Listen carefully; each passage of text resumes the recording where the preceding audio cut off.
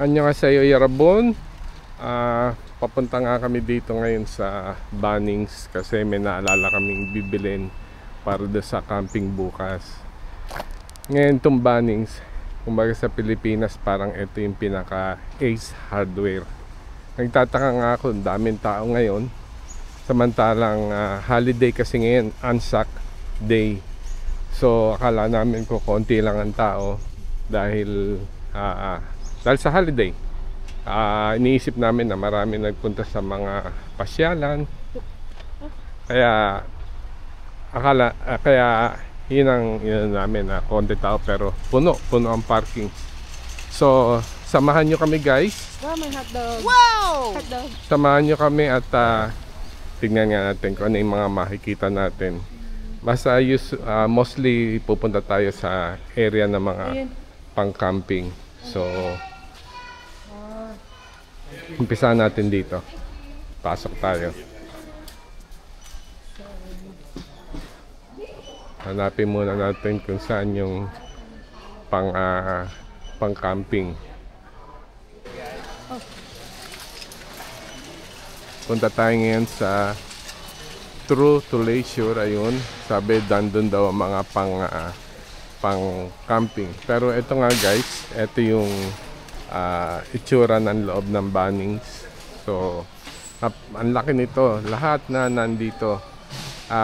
Gaya nga na sabi ko, parang Ace Hardware to, pero sa tingin ko mas malaki pa sa Ace ito, saka kompleto dito. Ayan, tingin nyo. Ito yung mga pang barbecue nila. Yeah. Gaganda. Ayan, iba-ibang klaseng mga pang-barbecue.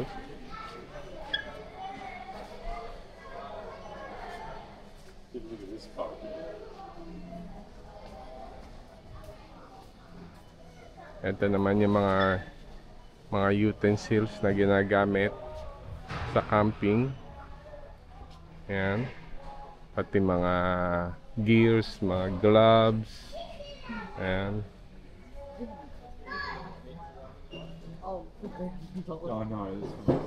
Napakarami. Ito, sa mga gas stove. Ayan. Mga gas cylinder yan para sa mga caravan. Firemate. Ito yung mga igniter. Charcoal starter. Galing, ha? No? Yeah. Ito yung mga stove na ginagamit. Pati sa mga samyup. Yan yung mga ginagamit. Meron 2 burner, may single burner. Kompleto.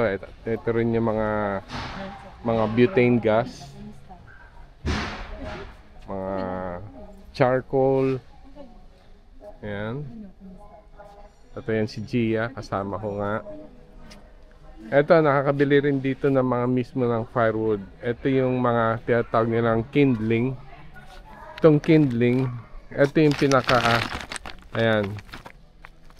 Pagka yung magpapaapoy ka ng kahoy, kasi nakakabili rin ito ng mga mga kahoy na malalaki para sa campfire. Yun muna ang gagamitin mo, yung kindling, para magsimula yung apoy at saka mo papatungan ng mga malalaking kahoy. So ito, ayan. Dito meron pa pala nito, ngayon ko lang nakita to, can crusher. So kung meron kang mga lata ng soft drinks, dito mo na ika-crush. Kasi dito binibili yung mga lata ng soft drinks, 10 cents ang bawat isa. So marami rito. Katulad ko, ako rin, nagko-collecta rin ako ng mga lata ng soft drinks, pati mga bote ng beer. Parang kumbaga nagbebenta ng mga bakal bote, ganyan, sa junk shop. Binebenta namin yan, 10 cents ang isa. Malaking bagay din pag nakaipon ka. Nung pinakahuli, nakabenta rin ako ng mga more than $30. So maganda ring mag-ipon. ng mga 10 cents na mga lata. Ito, tingnan ito mga extension na to, 25 meters na 10 ampere. Dito nga pala ang mga caravan sites, merong 10 ampere para sa mga normal na mga nagka-camping, mga tents, ganyan. Pero pagka may caravan, ang ginagamit nila is 25 ampere na extension cord. Ang pagkakaiba ng 10 ampere sa 25 ampere, itong mabalik tayo dito. Hindi ko lang mabuksan. Mamaya ipapakita ko sa inyo kasi hirap tanggalin. Yung 10 ampere, maliit yung earth pin niya. Manipis yung earth pin. Samantalang yung 25 ampere, malapad yung earth pin. So, yan ang mga pagkakaiba nila. Ito, may mga work lights. Kompleto sila sa work lights. Yan, mga ilaw. Ito guys, nandito tayo ngayon sa section ng mga cooler. Ayan, makikita nyo iba-ibang klaseng cooler. Merong pati mga thermos, mga water jug. Ayan. Tapos, ayan, may mga cooler din na maliliit. Ito naman yung mga cooler na medyo heavy duty, malalaki. Ang mga tatak niya, Eski, Marky. Yan, yan yung mga brands ng cooler dito sa Bunnings. Sa mga ibang lugar tulad ng mga Anaconda, mga Snowies, mga ano yan, mga may iba pa silang dala, kine-carry na brand. Ngayon, ito pa yung mga gazebo. Yan, cantilever umbrella base, kung saan mo ilalagay yung beach umbrella para tumayo siya mag-isa. Yan, may mga solar lights. Tapos may mga tungkol sa pang spray. Ayan, mga umbrella, cantilever umbrella. Tapos guys, disclaimer nga pala, kanina nagkamali ako. Ang sabi ko, pagkakaiba ng 10 ampere sa 20 ampere yata. Hindi pala, 10 ampere saka 15 ampere, hindi 20 ampere. Ngayon, itong pagkakaiba, papakita ko sa inyo. Ang 10 ampere, kung makikita nyo, ito yung earth pin niya, yung pinaka-ground. Ayan, manipis lang. Ngayon, kukumpara mo dito sa 15 ampere na malapad yung earth pin. Ayan, itong malapad, ito yung 15 ampere at yung manipis, yun ang 10 ampere. So itong 15 ampere usually ginagamit nila sa mga caravan, at yung 10 ampere sa normal household, pati sa mga normal camping. Ayan.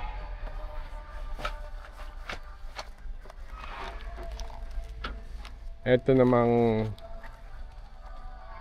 extension lead and safety combo box para kung sakaling mag-ano kayo, kinapos, magdudugtong kayo, ilalagay nyo dyan sa loob, labas sa kabila, labas dito, yan, saka doon, para umulan man, nasa loob yung dugtungan. Pag pinag-join nyo yung dalawa, kunwari ito ginoin mo dito, dalawang extension, siyempre pag umulan mababasa, papasok. So ipasok mo siya sa loob nito para protektado siya, hindi siya mababasa. So ayan pa yung ibang mga products nila. Ayan, at andito naman yung mga kanilang mga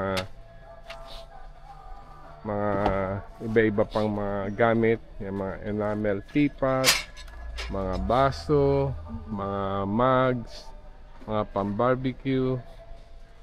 Ayan, nakita nyo. At ayan, mga Eski insulated water bottles.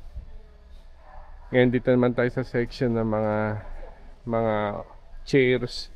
Ayan, kadalasan dito sa Bunnings, Osprey lang brand nila. Ayan. Pero napakarami pang klase niyan. Alam niyo naman, napakarami.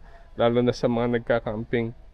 Ang dami pang iba-ibang brands. Mga Coleman, Helinox. Ayan. Ito guys, ito yung sinasabi kong lalagyan ng mga nung pagka magdudugtong ka ng ano. Ayan. So, yun siya. Punta tayo banda rito. Ayan, makikita mo yung mga camping tables. Ayan, foldable camping table. Yan siya. At dito, puro mga tables na. Ayan. Meron siyang folding camping table. Ito siya. Hindi ko lang masyadong type ang folding na camping table na canvas siya, matibay oh. Kaya lang pagka nababasa kasi ito, mababasa. Ang gusto ko sana mga iba pang magdadagdag kasi kami ng camping table, pero ang gusto ko yung hindi nababasa. Uli, andito naman ako ngayon sa mga section ng pang electrical, mostly mga extension cords na 15 ampere, 10 ampere. Ngayon kaya ako pinapakita to uli. Gusto ko makita niyo yung clearer, yung mas clear na view nung binablog ko kanina na eto. Makikita nyo ngayon dito sa extension lead safety seal na ayan siya. Yan ang kung paano gagawin mo pagka yung magdudugtog ka ng extension. So ipapasok mo dyan, tapos isasara mo yan. So kahit umulan siya na umulan, hindi siya mababasa. So yan, actually ito pang outdoor siguro to. Meron din naman pang indoor. Ayan, ayan pang indoor lang yan. Ito yung isa pang klase ng pang outdoor. Ayan. So ganyan lang siya. At ayan nga, iba-ibang klase ng mga extension leads, extension wires, extension reels, mga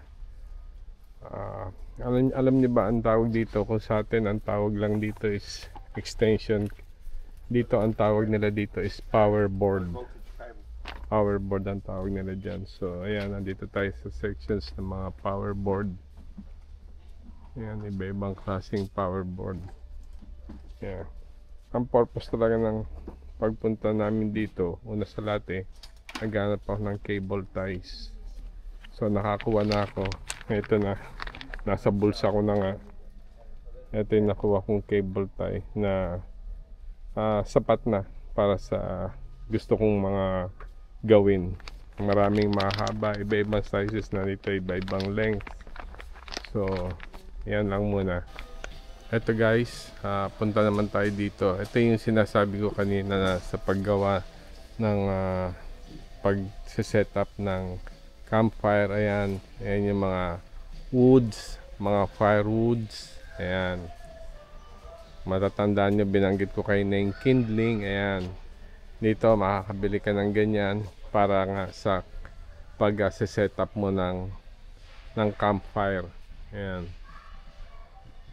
So, yan pa ibang mga products nila dito. Lahat pang yan yung mga pang outdoor living.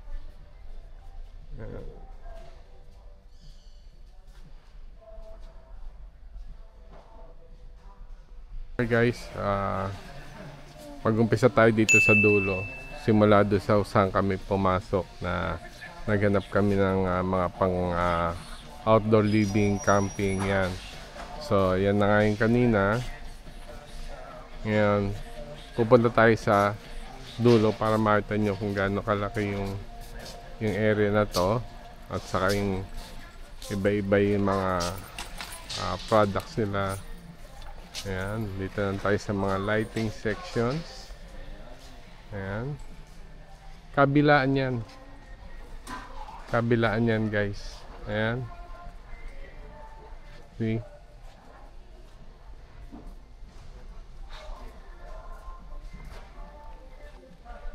Ayan. Ito yung mga fans. Ayan. Lampshades.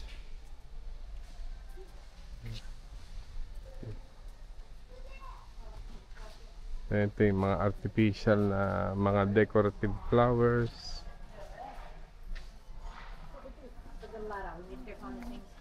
Ayan.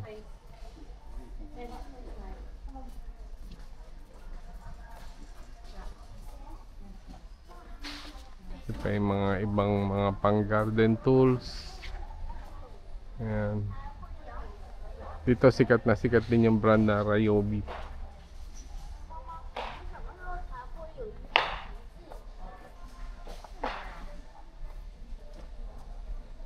Ayan.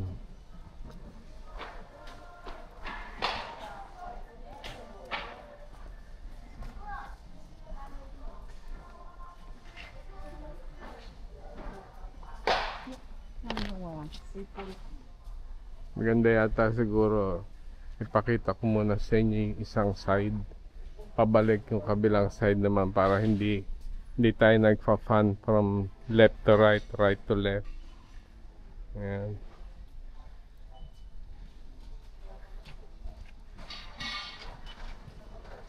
Mga paints.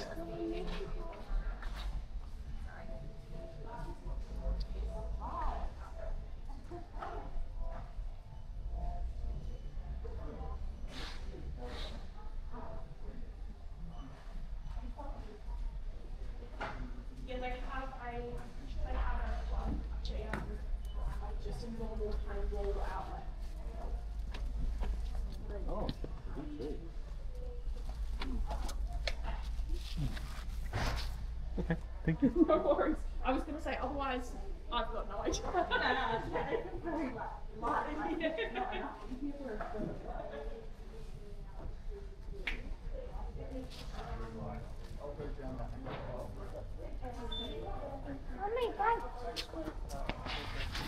Tinutur ko lang kayo guys from end to end. Pero ito pa lang yung left side. Pabalik, dito naman tayo sa right side.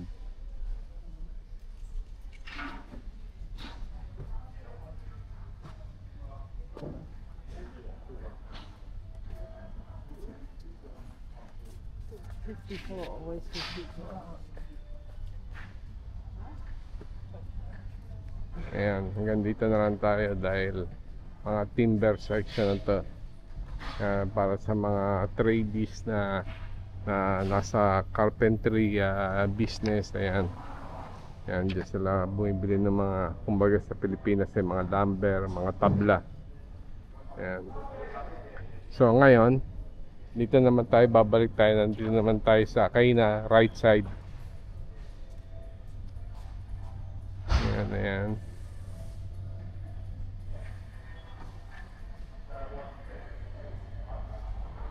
Para makita nyo yung kabuuan ng Banning.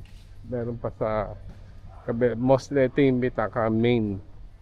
Nandun pa sa bandang harapan yung mga konti na lang. Pero ito yung main.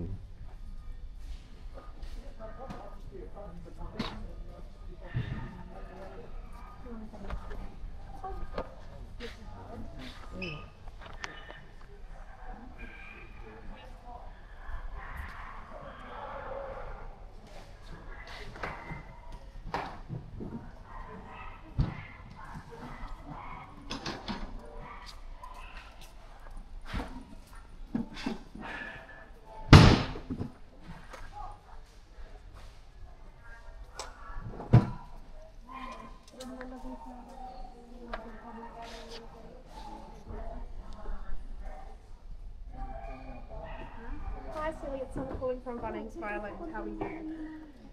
I'm good, thank you. Now, mine, an inquiry for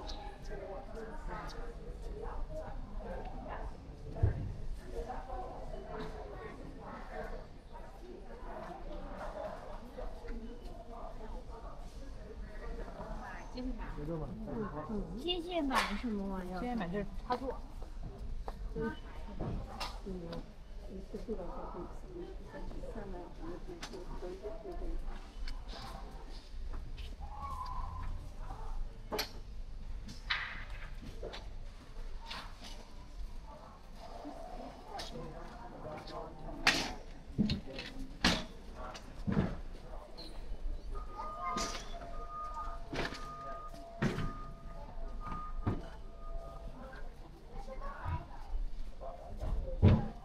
By the way guys, buti na nga naalala ko. Meron nga pa pala akong isang hahanapin. Is water container. Para meron kaming, kasi bukas magka-camping kami sa unpowered site. So kailangan namin tubig. So maghahanap ako ng container. So ayan guys, ayan yung kabuuan nung from end to end nung Bunnings dito sa side na to.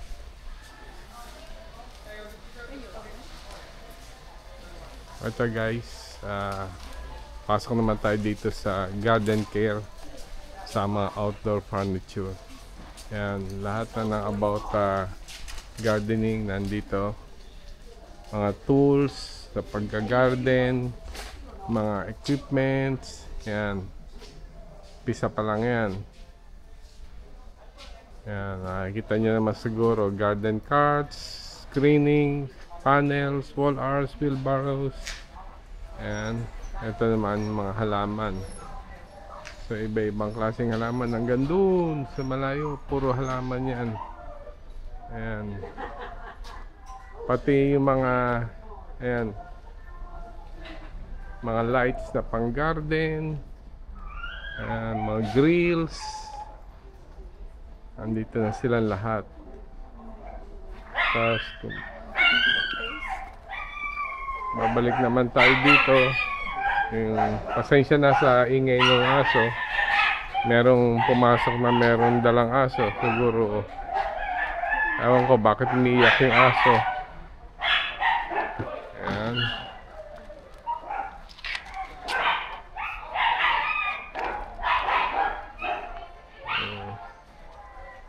Ito niya yan. Lahat yan all about gardening. Dami namimili. Mga pots, garden pots. Ayan.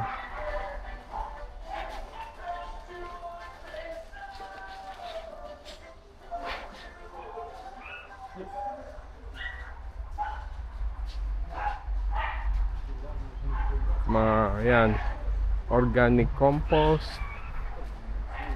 Ayan, hanggang doon hindi lang ako masyadong pumapasok at baka may mga nakukunan ma-offend.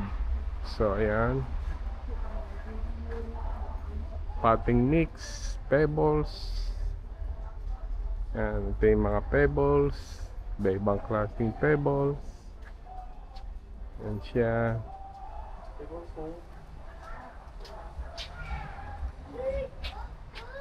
Ayan. See? Cow manure. Ayan. Specialty potting mix, manure compost. Ayan, hanggang doon. Kompleto sila. Ayan. Ayan pa yung mga pang outdoor pots. See, hanggang itaas yan. Ito yung mga halaman.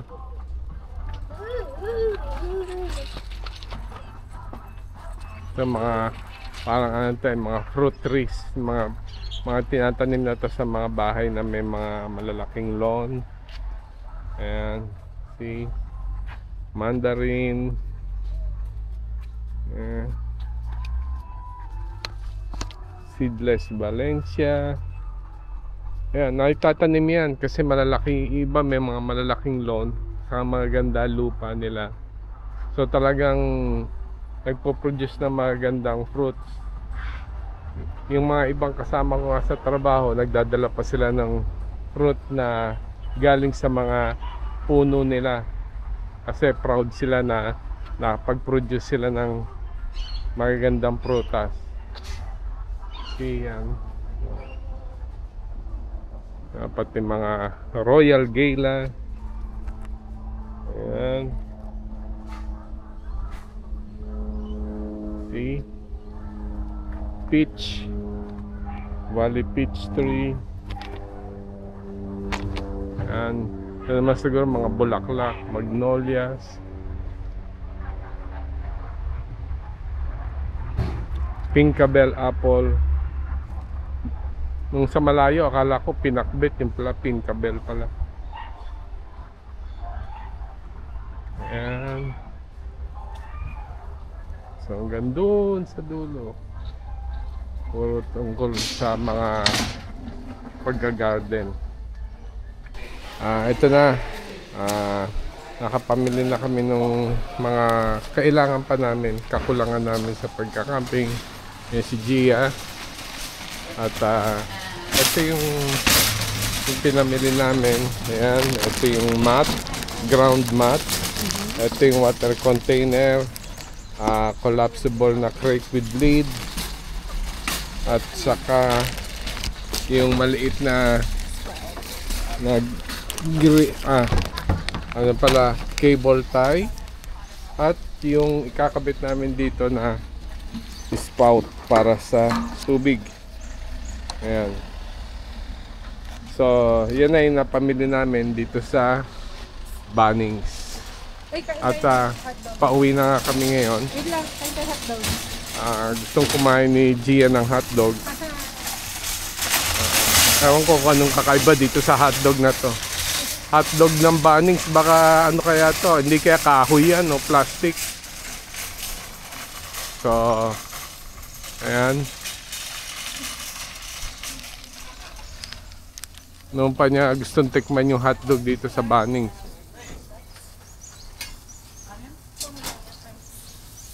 Asa na yun?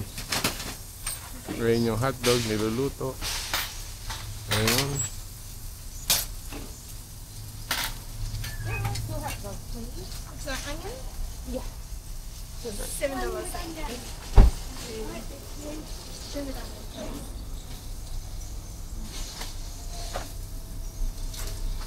Ito. Dito kami sa labas ng Bunnings. Ayan yung parking lot. May konti lang uwi na rin kami. Ito na. Ang masarap na hotdog. Hotdog ng Bunnings. Thank you guys. Enjoy. You go. No, we'll come here. I know. I'm curious. This is my first time tasting it. Yeah, I'm curious actually. Thanks.